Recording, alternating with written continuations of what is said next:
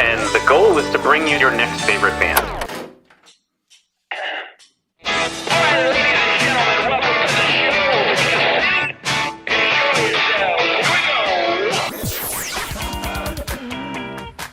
Thanks for having us. This is a very cool show. Yeah, so through many iterations, and we finally landed on the weirdest one by far. Yeah, simple feelings, and boom, you got a sound. I remember this one time. I had been writing some songs, and I went out. I'm just going right in on this story. I went out, and so I was. The story's longer than the song itself. We'll go ahead and play it. And listen, it's going to be everybody's favorite band.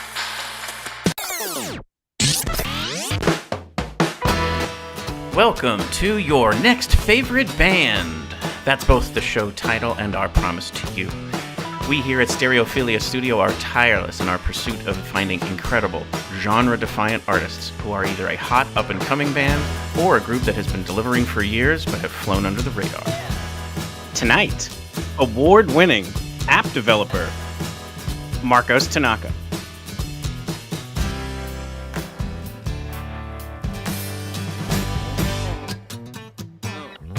Each month, we will bring you live streams, audio podcasts, and perhaps even a live concert where you can listen to the stories and hear the music of artists personally curated by us based on what we feel will be worthy of your time.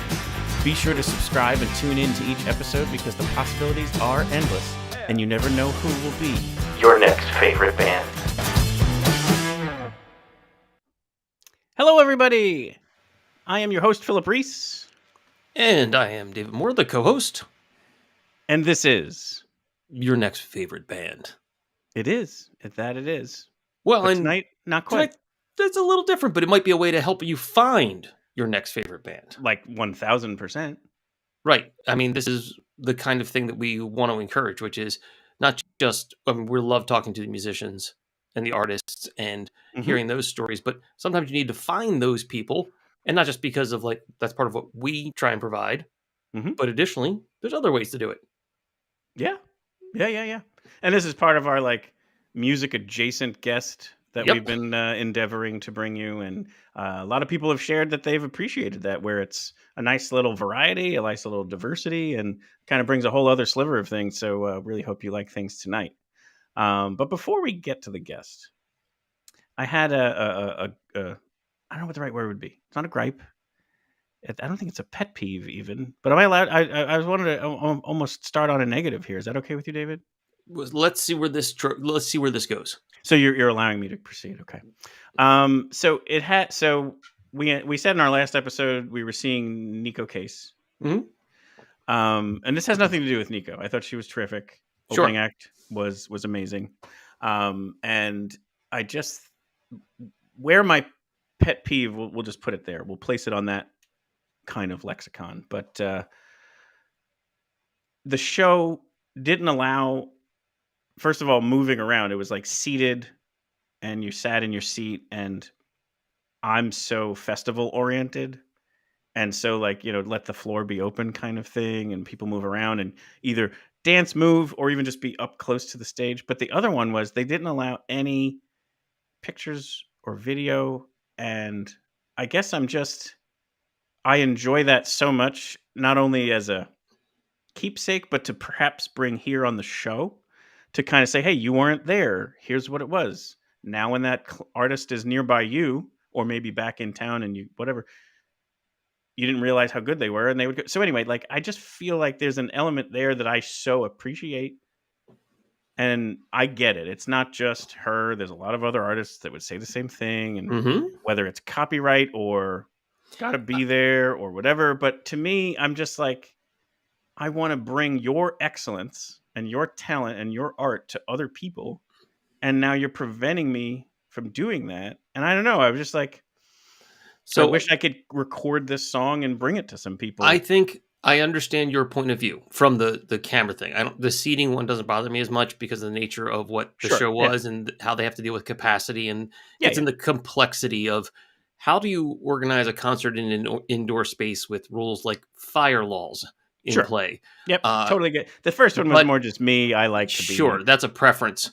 right up. I want to be as close to the sound as possible. That's also not for everybody, but whatever. But it's more about the secondary point where it's the camera thing in this case was a request from the artist. Sure. And I do understand your point of view, what you want to do, the keepsake. And I think if that was the case, if it was, you were, I'm going to take 2 pictures, and I'm going to film 30 seconds of video because I want a keepsake, I don't actually think anyone would have a problem with that. I think the dilemma is when 22 people are holding their phones up and blocking people sitting around them by watching the entire show through their phone. Yeah, and I can even get that one too. Which is unfortunately far too common of an occurrence at this point in time. Right. I had a similar experience at a concert where there were no cameras allowed, and anybody that was trying to do it, they would come down and stop them. They even threw one guy out.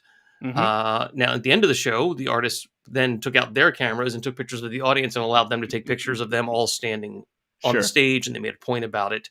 Right. It's a balancing act. I actually understand both points of view. It doesn't necessarily mean they reconcile with one another, but I understand both points of view. Because I even waited. So they finished the show, and this was now the encore, and I just wanted one picture. And so I did take out my phone, and in spite of what was said, and tried to take a shot. And someone was right on me within seconds saying, "I'm sorry, can't do it." And so I have this very blurry, like as I was taking my phone and putting it back in my pocket, I had already hit the button, and it was like, because it was darker. So it was doing that like count. One, the longer exposure. Yeah. So I have Nico Case looking like she's in that the stretch pictures in Disney World, like, and by Nico Case, you really mean the blur that's this part of the picture versus the blur that's part of the picture, right? So anyway, like I said, nothing to do with her. I've been to plenty of other shows where they're like, please don't take video, and I'm just always like, I guess it also just speaks to the type of show I like to go to is not only a different kind of artist, but also a different kind of setting and atmosphere. So I guess I probably just need to stay in my lane is maybe the other part of this. Well, I think it's different feels for different people. I mean, the Nico show was excellent. I thought she was outstanding, but it's a more laid back show. You know, it's not a raucous, it's not a loud banging rock show. You know, this is, but it is, and in the space that it is in can be arranged. We were talking about that specifically at the show, where they have like a flexible seating arrangement they can do, where sometimes the floor can be open versus it not being open. Like it was for hers, it was, what do they refer to it as, a theater style when they do it that way? Is that what they use the term? Because they can also do a dinner style where there's tables and then there's the open floor. They have a lot of different options. But you know, I mean, you know, it also is sometimes to accommodate the artist. Sometimes it's I think the theater style is also their highest capacity. So I think it's also when they get certain artists. And she's worthy of that for sure. Like I said, this kind of has nothing to do with her. Right. Plenty of artists have those rules. It was just the most recent one where it's just like, especially now, I am attending shows in addition to for my own enjoyment, but to maybe come back and say, hey, this is your next favorite band. Check this out. Go see them. So I also feel like it would allow me to tell the message a little bit more. I would almost be doing it on their behalf. Anyway, whatever. I'll get over it.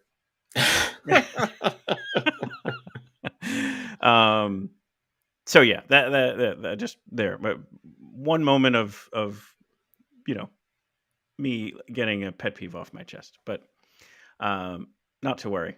I'll soldier on, and I will find other artists and venues that I can bring on the show. But anyway, speaking of bringing people on the show, what a lovely interaction I had with tonight's guest, where I just learned about these applications that they develop, and they're so terrific for music discovery, like we shared at the very beginning.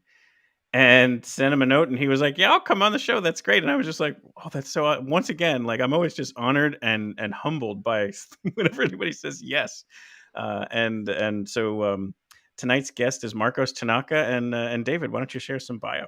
Sure. Marcos Tanaka started working in software development in 2013 and creating apps for Apple platforms since 2018. His apps have been featured in the App Store multiple times, MusicHarbor was named App of the Year in 2020, and MusicBox the Best New App of 2022 as part of an annual Mac Story Selects Award. Absolutely amazing. Welcome to the show, Marcos Tanaka. How are you? Hey guys, I'm doing fantastic. How are you? We're great. We're doing great. Thank you for joining us. For a little bit of context, anybody that might be joining us, Marcos is joining us from Brazil today. Yeah, and Yeah, what town did you say was in Brazil? yeah. I live in Maringá.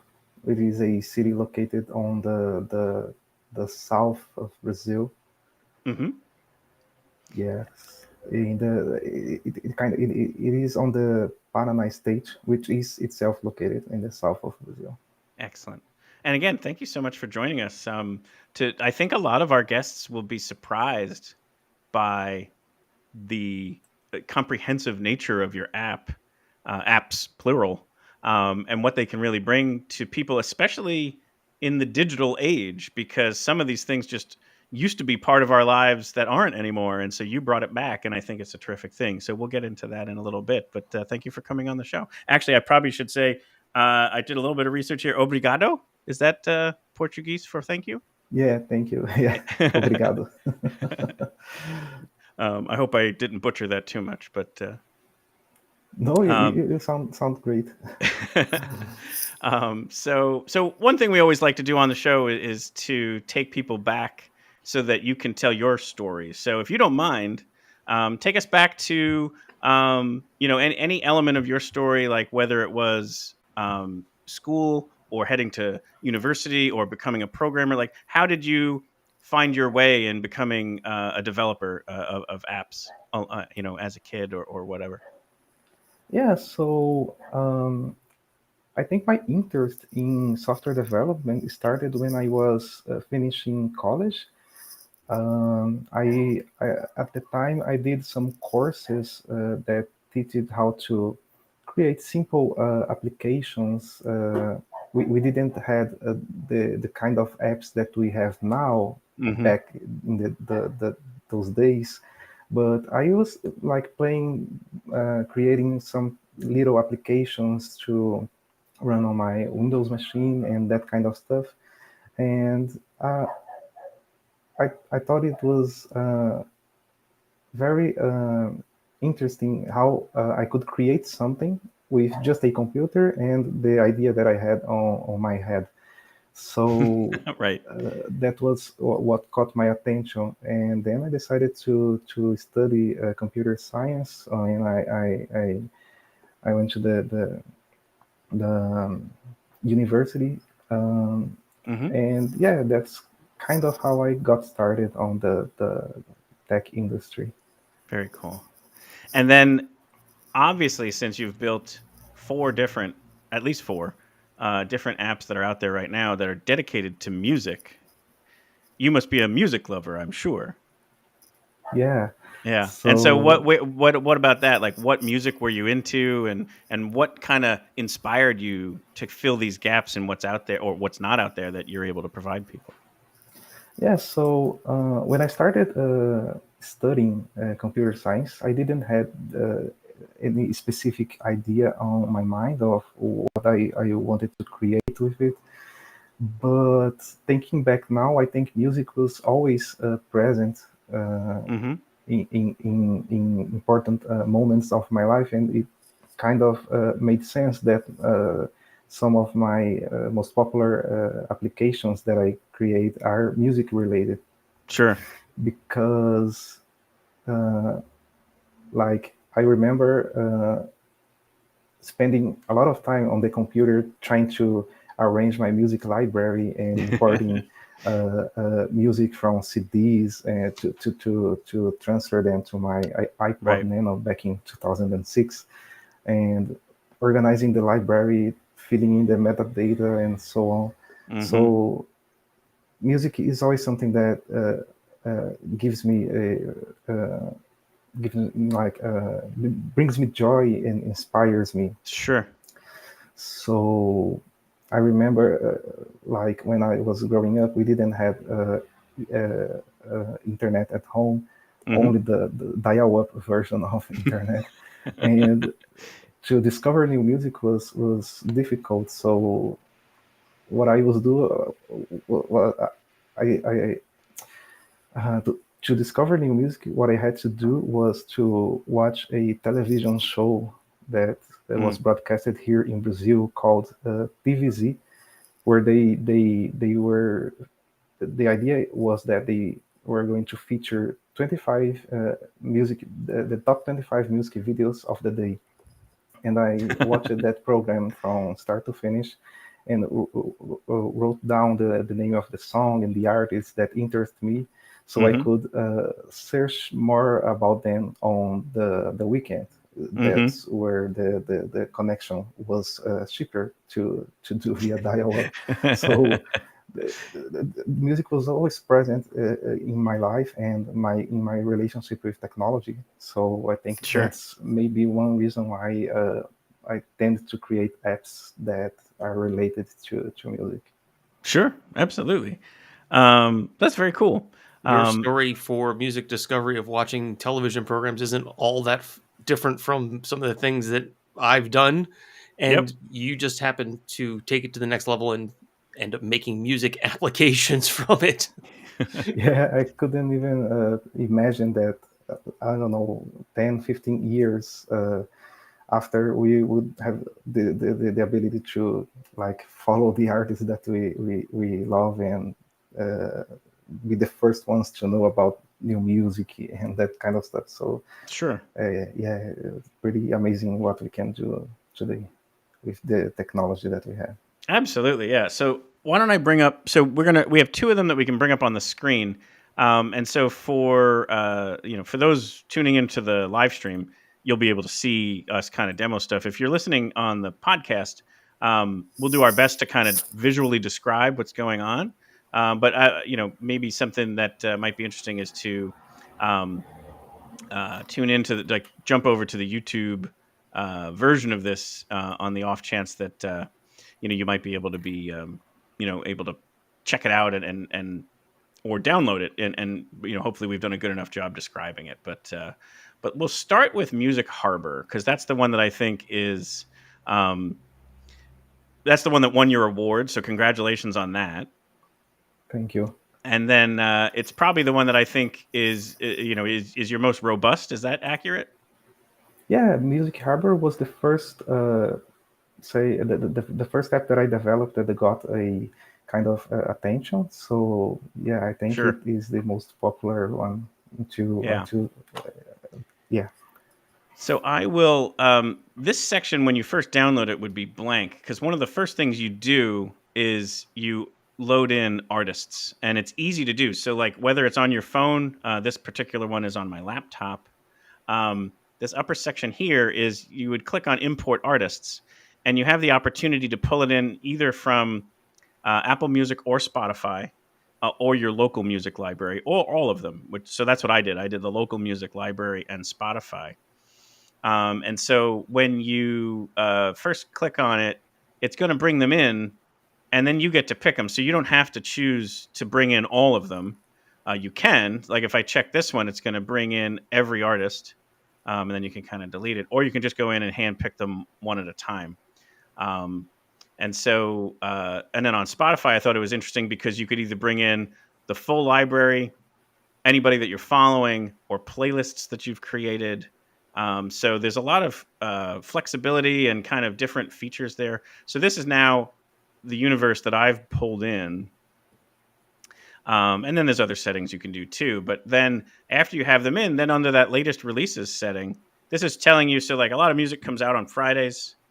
This right here is everything that came out today of the artists that I've pulled in. So if you remember last week's episode, we were telling you that the Emily Drinker song, Something's Coming, is going to come out. Here it is right here. And so then if you kind of double click on that, you can actually listen to it. I don't know if that's going to play on the show. I kind of hope it does. Yep, I don't think we're getting the playback, but we'll hum. Yes. Something's coming. She drank a lot of coffee. It sounds just like her.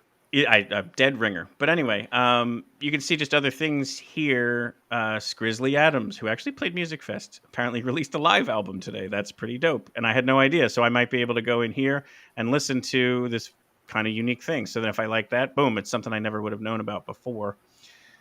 And this is what came out earlier in the week and earlier in the month. And then the other neat thing, Marcos, that I think is great here is this is what's coming up next week. So you can see in here, not next week, just what's coming up down in the road. future. Yeah. So Screaming Females has something coming out. We knew that, but it's great to see it in here. The Strokes, I had no idea about that. That's very cool. So it's something you could come into weekly to be able to see what's coming in down the road. But anyway, Marcos, I talked way too long on there. Why don't you tell us what you want to make sure people know about within this app, and feel free to direct me to kind of click on something. Yeah, so that's the basic idea. You can follow the artists that you care about, and the app will assemble this list of new releases that come out each week. So what I usually do when with it is that I open it on Friday morning. That's when most new music come out, and I listen to everything that was released since the last time that I opened the app, and it keeps track of what you have listened or not, so you can be sure that you are aware of everything that was released, because we have similar features in the streaming services like on Apple Music or Spotify, that they will try to assemble a list with all the new music that was released. But the problem that I was having there is that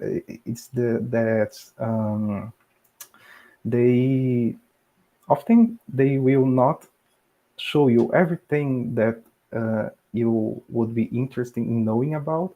So they will try to guess, Marcos has this artist on the library, so maybe he's interested in these new releases, but it's not complete. And they also add songs from artists that you don't follow, which is great for discovering new artists.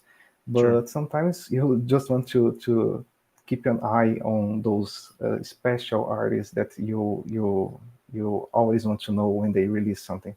So MusicHarbor solves this problem by allowing you to keep track of everything, basically.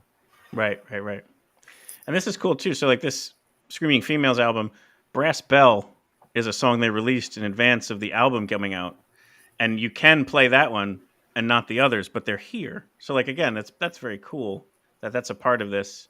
Again, for the fact of listening to what's been released and then seeing what's still coming up, I think that's very neat. Yeah, I think the discovery factor of like awareness of what's coming. You are naming things right now. You're like, well, I didn't know this was here, and it turns out it's something you're probably going to check out this weekend. Like it'll be that kind of thing that you'll do that, and I think it's a great way that. And you're right, Marcos. It brings together all of those things that you really like and love and into one place, so that you can really keep your eye on those things. Yeah, and I try to make it a very flexible application, so you have a lot of settings that you can fine tune for it to work the way you like.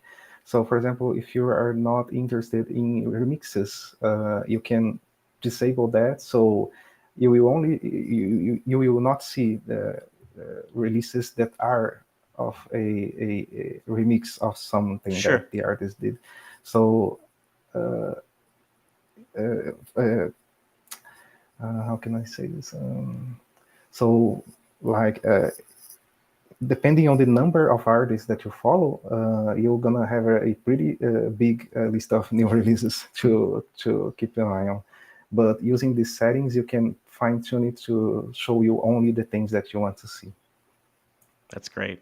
And then there you have in here music videos, which is very cool as well. So that's a way to kind of check out that if you're so interested in. But yeah, I mean, MusicHarbor, I've been very impressed with it. As far as like for us, ironically, last episode we started to talk about upcoming new releases, and this allowed us to know what was coming. So like for us, it's a tool that we can use for the show too, where we can have things ready for talking about here's what people who have been previously interviewed on the show that have new music coming out. So I think that's very cool. Yeah, it's so nice to see the many different uses that people do from the app. Like I once got a feedback from a person that worked on radio, and he was using the app to be on top of everything that was Sure. released, and people that work as DJs or people that are just music enthusiasts that want to be on top of the new releases.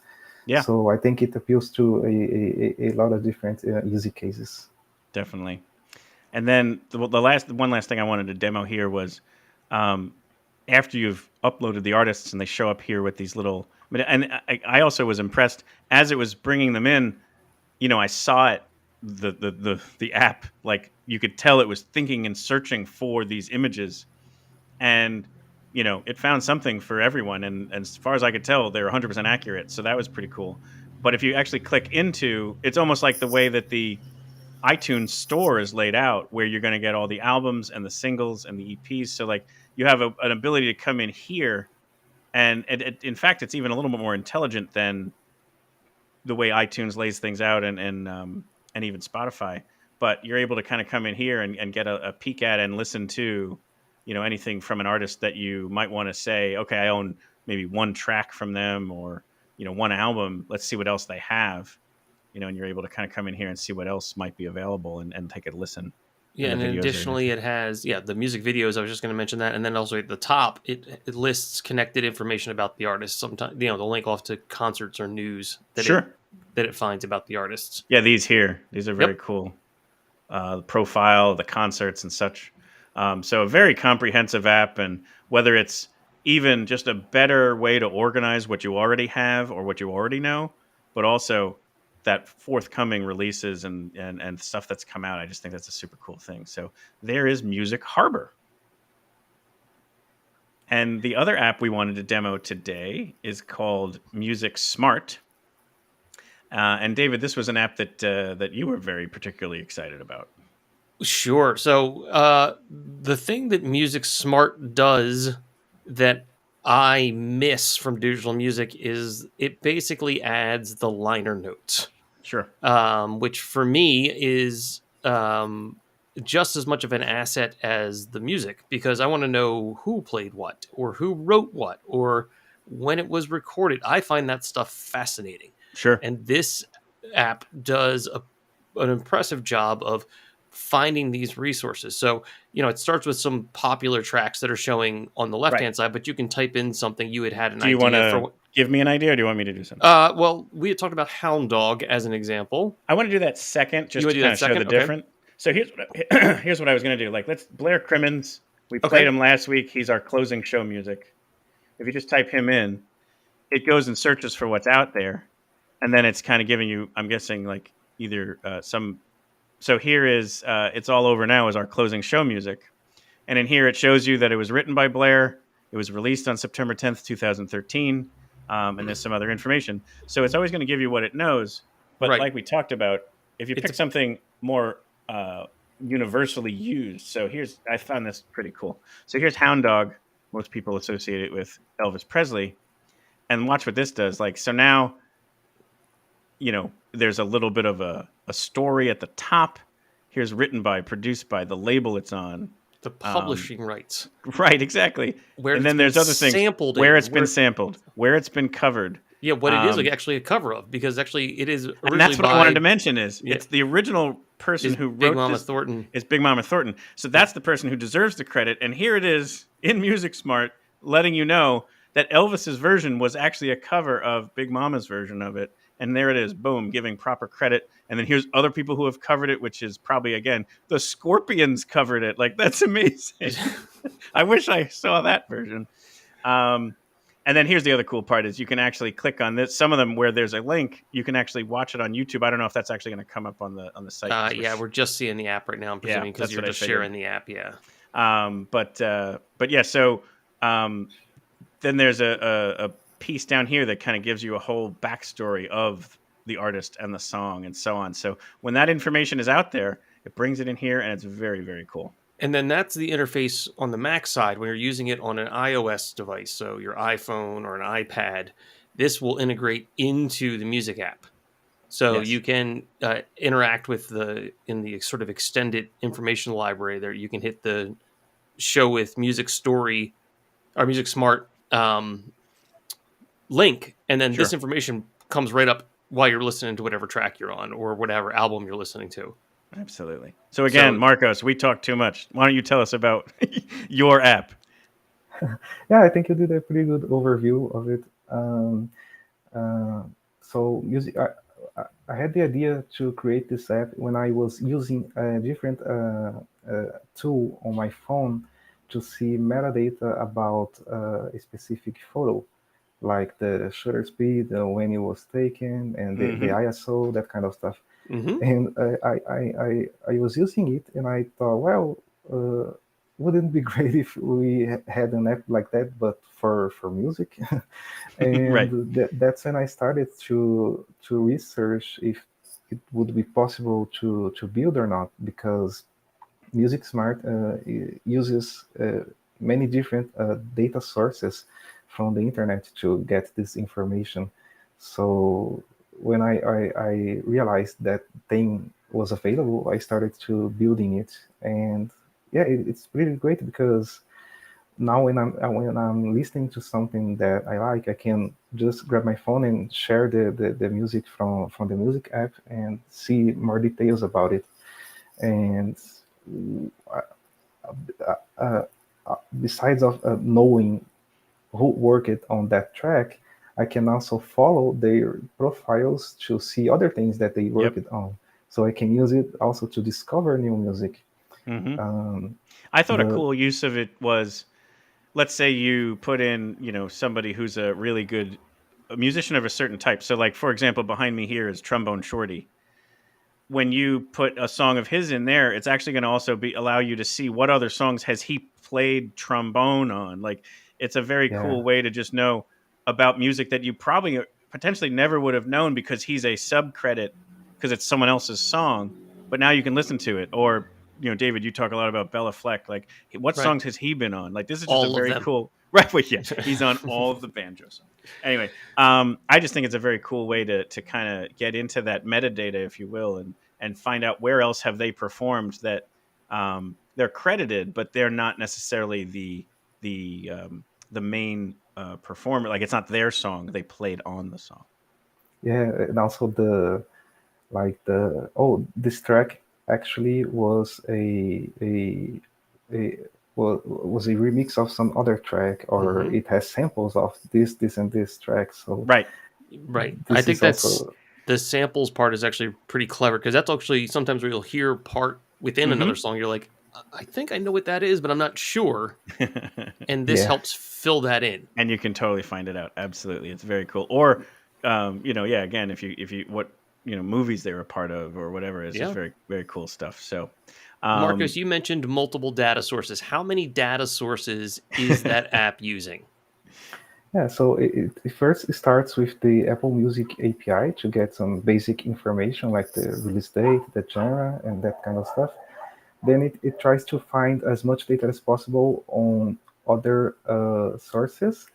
Genius is one data source that it uses. It also uses, let me see, Genius, Discogs, and there's one more that I don't remember, but it uses 3 or 4 different data sources and tries to blend this information together, or if it finds something that's more complete on one or the other, it uses that. So it has some kind of intelligence behind it to aggregate all this information, present it to you on a single, easy-to-use view on the app. Well, and that's what I was just going to comment. I mean, you're mentioning 4, maybe 5 sources, and that's all coming together into one place that is all sensible. And it's and instantaneous. Yeah, it's amazing how that all comes together like that. One of the latest services that I integrated was the movie database to find did this artist appeared in some movie or some TV show and things like that. Right. So that is also a very interesting part of the app, I think. Definitely. And so you mentioned APIs there, David. If you don't mind, an API.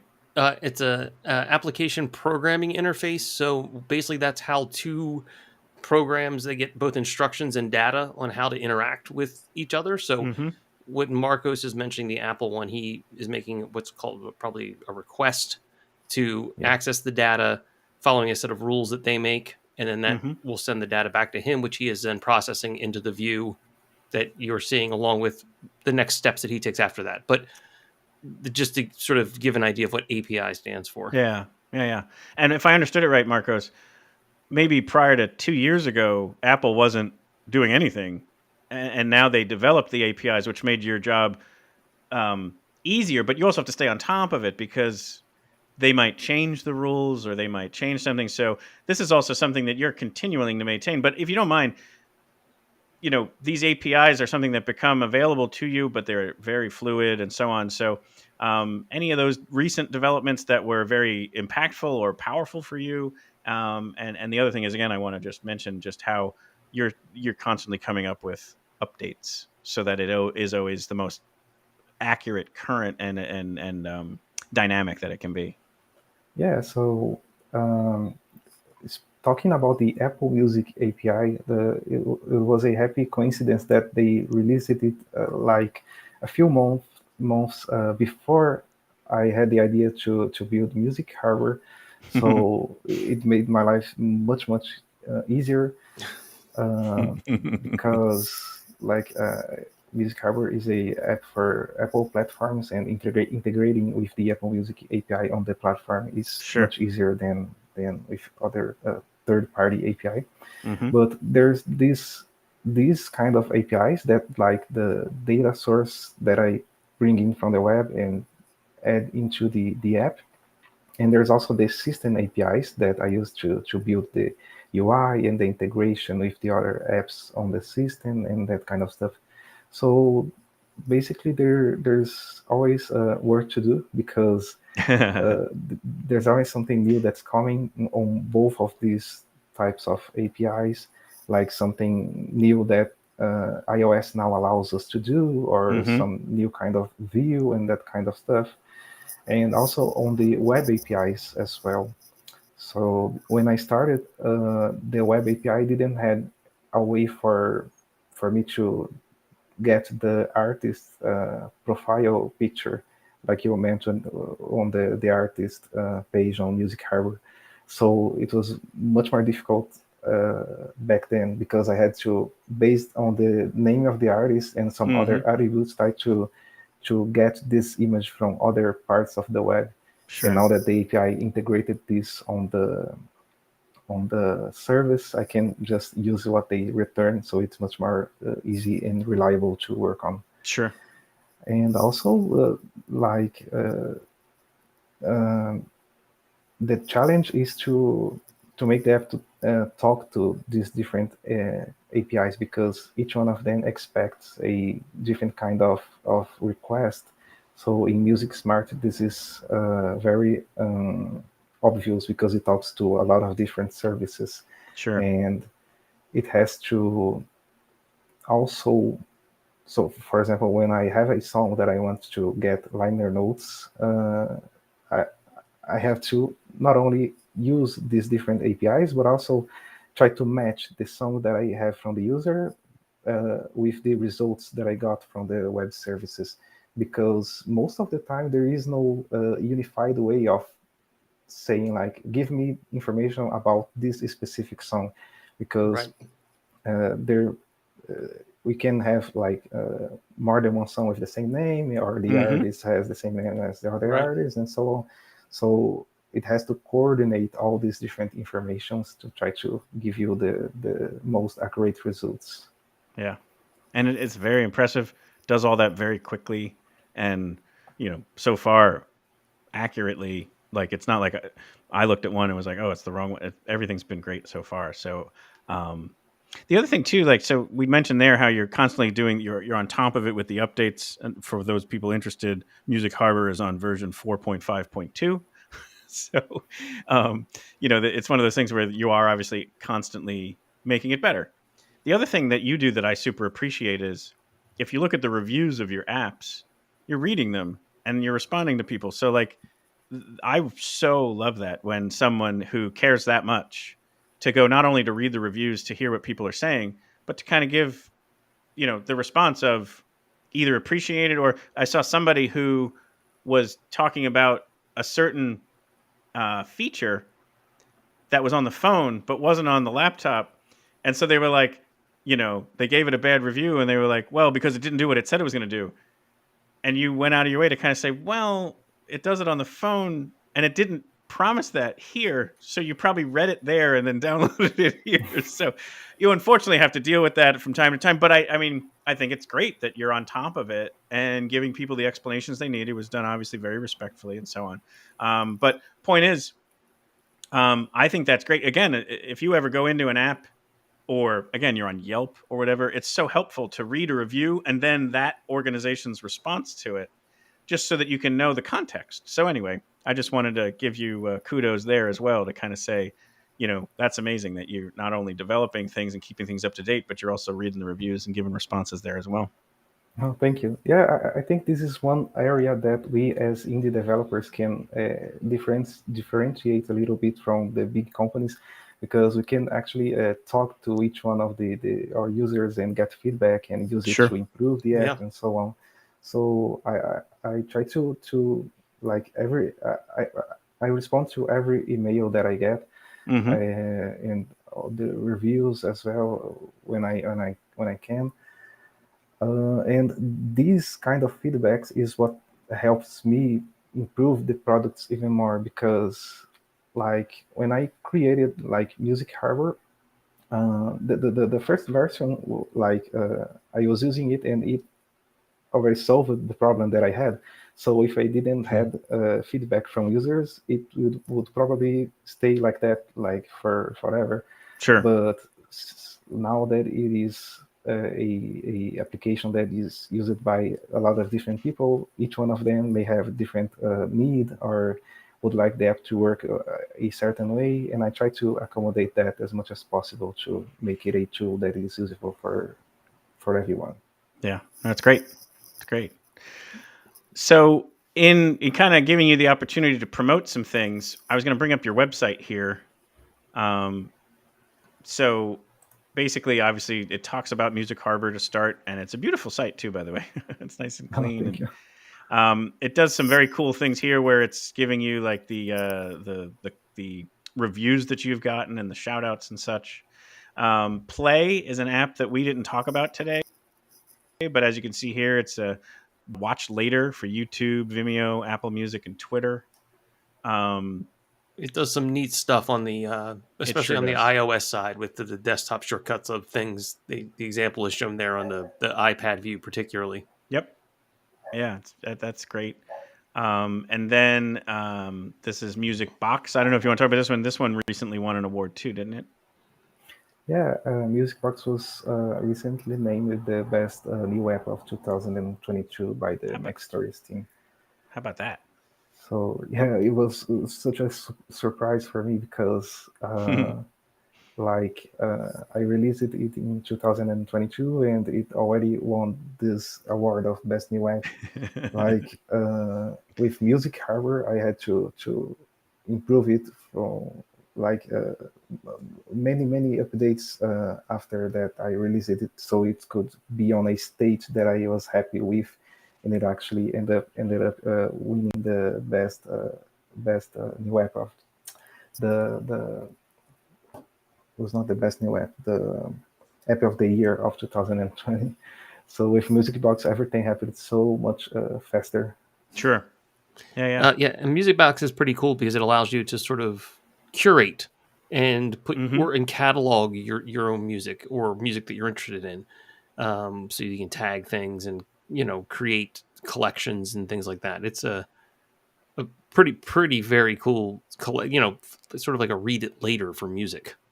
Yeah, exactly. I think that's the best way to describe it, because for example, the way I like to organize my library is that I only add things to it when I listen to it and I like it, so I add it to my library. Sure. But I didn't had a temporary place to store these albums and these songs that I wanted to listen. So MusicBox is great for that because you can add it there uh, and let it sit there until you have time to go and listen to Sure. the songs, the albums. And recently I added the ability to save artists as well. So if you someone recommends to you to listen to certain artists, you can also add it there, and it will try to get some metadata about the artist to kind of let you organize it inside the app in the way that you want. Yeah, totally. And just for anybody that's interested, because we're talking about your applications, there you build all of them as, at least the ones we're talking about, if I'm not mistaken, they're all built as universal apps. So anything that you get here, you can use on any of the Apple devices. So you can use it anywhere from your Apple TV to your iPhone to your iPad to your Mac, so that it is, you have it across all of your devices. If you're all in on the Apple universe, you can use it everywhere.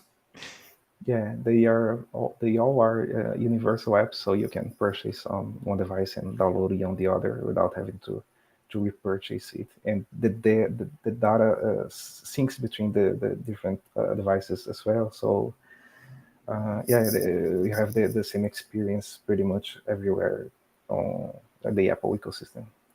That's fantastic. Here's MusicSmart, which we talked about earlier. And again, what people are saying, the critics' reviews and stuff. And this is where it gets into some finance things. He also has developed some financial apps, but it's much more about the music, not only on our show, but for Marcos as well. But anything else you could promote? Any like exciting developments coming down the road, or even like we talked about API changes that would put things more dynamically into your hands? Yeah, I'm always trying to add new things that the Apple platform adds to the system. So this year like how these things work is that every year Apple has an event called WWDC where they announce everything that's going to come on the next Sure. iOS, macOS release. So that happens on June. So usually the everything new related to platforms happen after this announcement. Sure. And so my plan from now to then is to add improve each apps with like small requests that I have from users, or trying to Sure. make an interaction better and that kind of stuff. And I always try to share what I'm working on my Mastodon profile. So if people want to be on top of what is going to come up on the apps, they can follow me there. Yeah, we'll definitely include a link to your Mastodon so that people can very easily kind of click on that and follow you that way. But that's very cool. We'll definitely check with you in July to see what came out in June that might be forthcoming for your apps. Absolutely. And if you ever find yourself in the States, up near Philadelphia, let us know, and we'll go see a concert together. No, that would be great. Thank you. But thank you so much, Marcos. This was wonderful. Thank you for sharing your stories and the details behind your apps. This was wonderful. Thanks so much. Thank you. David. Phillip. Your next favorite app developer. Yeah, it's good stuff. I mean, it's exactly the kind of thing that you want from an application. Yeah. He's taking and extending what it's like. Oh, I have music, cool. But now it's like someone like me. I use myself as an example. I love liner notes, and this solved that. And as he said, a lot of developers start with solving their own problem, and then it starts to become something, and then you start enhancing. And as you mentioned, he's on version 4.5 something of the releases. So that's growth that he's gotten from that. And that's super Correct. exciting that he's managed to do this along with a passion and love for doing stuff with music. Yeah. Yeah. I just thought it was amazing because, like we talked about, we want to be able to promote what's coming up. And now this gives us that information in one spot. And I could have made it only about the artists that have been on the show. Like I could have restricted it to just that. And you would have gotten solid information about, and these are independent artists. These are not, we used Elvis as the one example, the opposite of like robust information. But, this that was the point to kind of show both sides of what that is, that it's all in there. But it's pulling in whatever it can get. You're mentioning those artists. Many of them are independent artists, and Marcos is an independent developer. So this is exactly the right kind of thing. Supporting the independent developer, as you mentioned, you get the responses. He's the person. Yep. And it's amazing to watch what people can do and what the technology has allowed people to do and the breadth that it's been able to reach. Yeah. And I don't know, again, if you were able to read it on the screen or if you're on the podcast, I'll mention it here. If you read some of those shout outs and those critics reviews and stuff, it's like he's getting a little bit of a following where some of the people were saying, can't wait to download the latest Tanaka app on music or something like that. It's like, it's a very cool thing that he's the guy. Like that's, if you want, music discovery and music info on your iOS or again, a Mac OS device, like these are the apps to do it. Yeah. And I mean, there's a lot of iPhones out there. So that is there's a couple. There's a good place to be. So, and it extends the music app directly, which is fantastic. It is. All right, Phil, let's say goodbye to everybody.